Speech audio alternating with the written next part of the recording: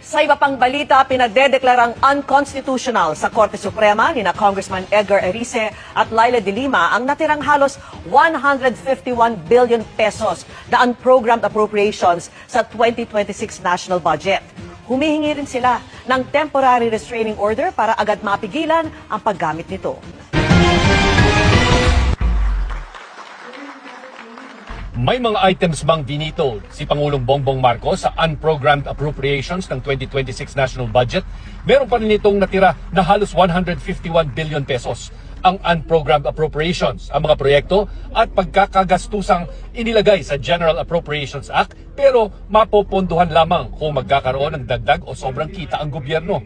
Ito ngayon ang pinadedeklarang unconstitutional ni Caloocan 2nd District Representative Edgar Erice at mamamayang Liberal Party List Representative Laila de Lima.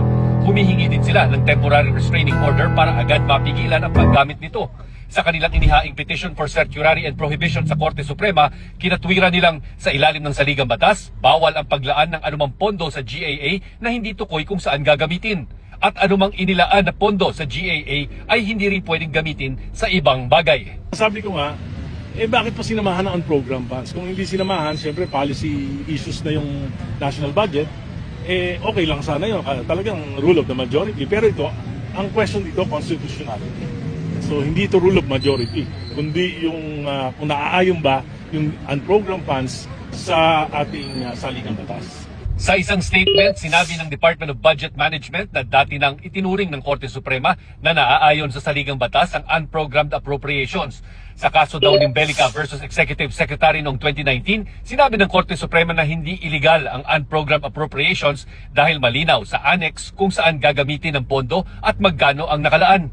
Lihitimo rin daw itong mekanismo sa pagbabudget na nagbibigay ng flexibility sa gobyerno habang nananatili ang kontrol ng Kongreso sa paggastos ng pondo ng bayan. Pero umaasa sina Erice at de Lima na titingnan muli ng Korte Suprema ang naging separate concurring and dissenting opinion ni Senior Associate Justice Ramon Paul Hernando sa kaso ng pagpapabalik ng 60 bilyong pesos na pondo ng PhilHealth mula sa National Treasury. Sa kanyang dissenting opinion, sinabi ni Justice Hernando na labag daw sa saligang batas ang unprogrammed appropriations sa GAA dahil naglilika ito ng puwang kung saan maaring pumasok ang katiwalian sa gobyerno. Sa tingin din niya, ang kanyang opinion is that unconstitutional talaga.